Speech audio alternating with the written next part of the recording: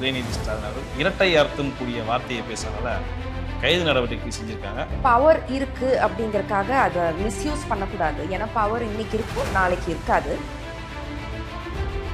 எந்த தப்பும் செய்யாத ஒருத்தரை அரெஸ்ட் பண்றது அநியாயம், அக்கிரமம், அராஜகம்.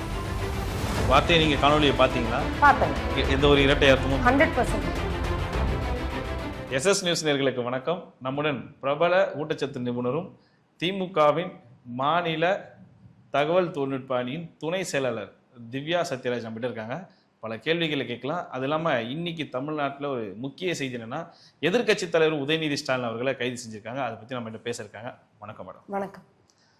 எதிர்க்கட்சி தலைவர் உதயநிதி ஸ்டாலின் அவர்கள் இரட்டை அர்த்தம் கூடிய வார்த்தையை பேசுறதுனால கைது நடவடிக்கை செஞ்சிருக்காங்க. ஆனால் அதுக்கப்புறம் நீதிமன்றத்துக்கு சென்று இப்போ கைது நடவடிக்கை மேற்கொள்ளக்கூடாதுன்னு சொல்லிட்டாங்க. விசாரணைக்கு அழைத்துட்டு போறாங்க. இதை எப்படி பாக்குறீங்க? அதாவது பவர் இருக்கு அப்படிங்கறக்காக அதை மிஸ்யூஸ் பண்ணக்கூடாது. ஏன்னா பவர் இன்னைக்கு இருக்கும், நாளைக்கு இருக்காது.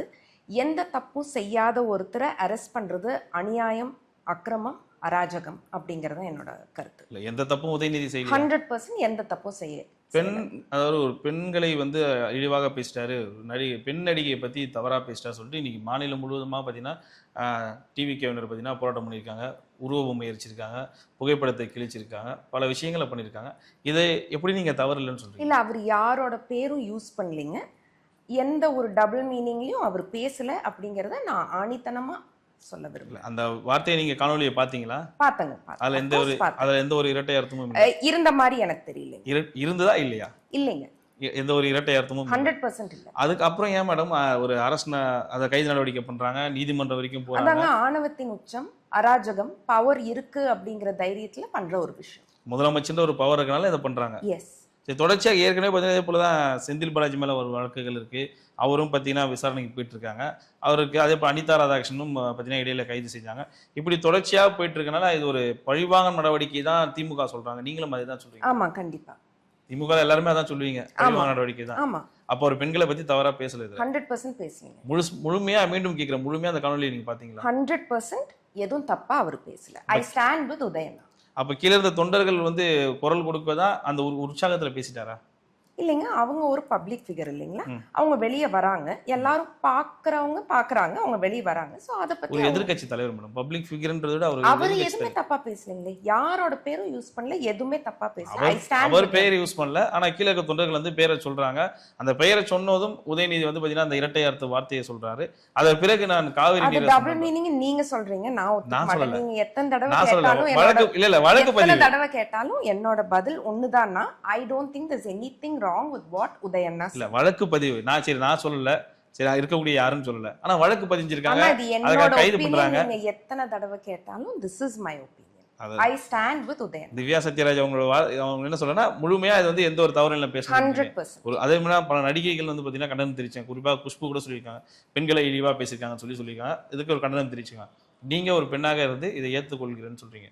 கண்டிப்பா தப்பு இல்லைன்னு சொல்றாங்க. ஒரு பெண்ணா கண்டிப்பா இது தப்பு இல்ல. அவர் எதுவும் தப்பா பேசல. குஷ்பு மேம் பத்தி I don't want to comment. சரி, அப்ப இந்த நடவடிக்கை வந்து நீங்க ஏற்கனவே சொல்லிட்டீங்க, முழுமையா அது பாத்தீங்கன்னா பழிவாங்கும் நோக்கம்னு சொல்றீங்க. இதுக்காக இப்போ நீதிமன்றமும் சொன்னாங்க, ஏற்கனவே 12 மணிக்கு பிறகுதான் நீங்க கைது பண்ணணும், அதுக்கு நடவடிக்கை எடுக்கக்கூடாது சொன்னாங்க. ஆனா தஞ்சாவூர்ல இருந்து காலையிலேயே வீட்டுக்கு போயிட்டாங்க, போலீஸார் போயிட்டாங்க. குறிப்பா முன்னாள் அமைச்சர் பார்த்தீங்கன்னா மாசு காலை கடங்கெல்லாம் முடிக்கணும், அது பிறகுதான் வர முடியும்னு சொல்லியிருந்தாங்க. ஆனா இதெல்லாம் முடிஞ்ச பிறகு உடனடியாக அவரை வேன்ல ஏற்றிட்டு கொண்டு போயிட்டாங்க. அப்புறம் திண்டிவனம் கொண்டு போனாங்க, விழுப்புரம் போலீஸ் ஸ்டேஷன்ல வச்சிருந்தாங்க. அடுத்து தஞ்சாவூர் கொண்டு போய் நாங்க விசாரணை நடத்தி தான் அனுப்புவோம்னு சொல்றாங்க. தமிழக அரசு தரப்போட வழக்கறிஞரோட வாதமும் அதுதான் இருந்தது. அதே போல போலீஸும் இப்ப அதுதான் சொல்றாங்க. இப்போ விசாரணைக்காக அழைத்துட்டு போறாங்க. இது தப்பா இல்ல அழைத்துட்டு போலாமா? இல்லைங்க, விசாரிக்கிற அளவுக்கு அவர் எதுவுமே தப்பா பேசலையே. வழக்கு போட்டிருக்காங்களே. இல்லைங்க, I'm repeatedly saying the same thing. இல்லைங்களா, அவர் எதுவும் தப்பா பேசல. கிட்டத்தட்ட 7ல இருந்து 9 பிரிவுகள அவர் மேல வழக்கு போட்டிருக்காங்க எதிர்க்கட்சி தலைவர். அது ரொம்ப தப்பான ஒரு விஷயம். எல்லாமே தப்பா மேடம்? அப்ப தமிழ்நாடு அரசு செஞ்சது எல்லாமே தவறு, எதிர்க்கட்சி தலைவர் பண்ணது எல்லாமே நல்லது. இந்த விஷயத்துல அவங்க தப்பா தான் பண்ணியிருக்காங்க. யாரு? ஆளுங்கட்சி. அப்ப எதிர்க்கட்சி பண்ணதும் அந்த மேடையில பேசணும் சரிதான். ஆமா, கண்டிப்பா. ஆனா உங்க தலைவரும் சொன்னாங்க, இது வந்து ஒரு ஆணவ போக்கு, ஆணவம்ன்றது அழிவு விளிம்புக்கு போறாங்க. அதே தான் நானும் சொல்லிட்டு இருக்கேன். ஒரு 3 மாதத்துக்கு மேலாக இந்த அரசு நடந்துட்டு இருக்கு. எப்படி போயிட்டு இருக்கு இந்த தமிழகத்துல தமிழ்நாடு அரசு? எப்படி போயிட்டு இருக்கு அப்படிங்கிற கேள்விக்கு அவங்க இது வரைக்கும் ப்ரெஸ்ஸை மீட் பண்ணவே இல்லை. ஒரு ப்ரெஸ் மீட் வச்சாதான் நமக்கு தெரியும். ஏன்னா ப்ரெஸ் வந்து இப்போ ப்ரெஸ்ஸை வந்து நான் வெறும் ப்ரெஸ்ஸாக பார்க்கல. இப்போ நீங்கள் வந்து you connects to the public. So நான் உங்ககிட்ட சொல்கிறது பப்ளிக்கு போய் சேரும். ஸோ அவர் எந்த ஒரு ப்ரெஸ் மீட் எதுவுமே இது வரைக்கும் பேசுனது கிடையாது. ஒரு அந்நியமாக தான் ப்ரெஸ்ஸை பார்க்குறாரு. எப்படி போயிட்டுருக்கு அப்படின்னா தெரியாது, ஏன்னா அவர் பேசல. ஸோ தெரியாது எங்களுக்கு. ப்ரெஸ் மீட் பண்ணலை, எதுவுமே பண்ணலை. நீங்கள் சொல்ல போகிற ஆட்சியை பிடிச்சிட்டாங்க. நிறைய பேர் வந்து இது ரியல் ஆட்சி இல்லை, ரியல் ஆட்சி அப்படின்னா இல்லை, ரீல் ஆட்சி தான் சொல்கிறாங்க. நீங்கள் ரியல் ஆட்சியா ரியல் ஆட்சியா? இல்லைங்க, இது வந்து ஒரு என்ன சொல்கிறது, ஒரு irrelevant, ஒரு irresponsible-ஆன ஒரு ஆட்சின்னு நான் சொல்லுவேன். அப்படி தான் போயிட்டு இருக்கு. ஆமாம். சார் பல விஷயங்களை பண்ணியிருக்காங்க. சிங்கப்பெண் திட்டம் கொண்டு வந்திருக்காங்க. 716 டாஸ்மாக் கடைகளை மூடியிருக்காங்க. பள்ளிக்கூடங்கள்லாம் வந்து சீரமைக்க போகிறோன்னு சொல்கிறாங்க. இப்போ நாளைக்கு பார்த்தீங்கன்னா பட்ஜெட் தாக்கல். ஒருவேளை அந்த பட்ஜெட் தாக்கலுக்கு தான் உதயநிதி முன்னாடி இல்லை, இந்த ஒரு ஃபியூ மந்த்ஸா ஐ எம் நாட் இம்ப்ரெஸ்டுங்க, அவ்வளோதான். இந்த அரசு மேலே இம்ப்ரெஸ்? டெஃபினட்டாக I am not impressed. That's all. I stand with உதயண்ணா. இதுக்கு மேலே என்ன சொல்கிறது? I stand with him. He didn't do anything wrong. I stand with him, அவ்வளோதான். நன்றி மேடம், உங்களோட பொன்னான நேரங்களே எங்களுக்கு கொடுத்து மிக்க தேங்க்யூ அண்ணா, தேங்க்யூ. நேர்களை மீண்டும் இன்னொரு சிறப்பு விருந்தோட சந்திப்போம். நான் உங்கள் உதயகுமார், ஒளிப்பதிவாளர் தொல்காப்பியன்.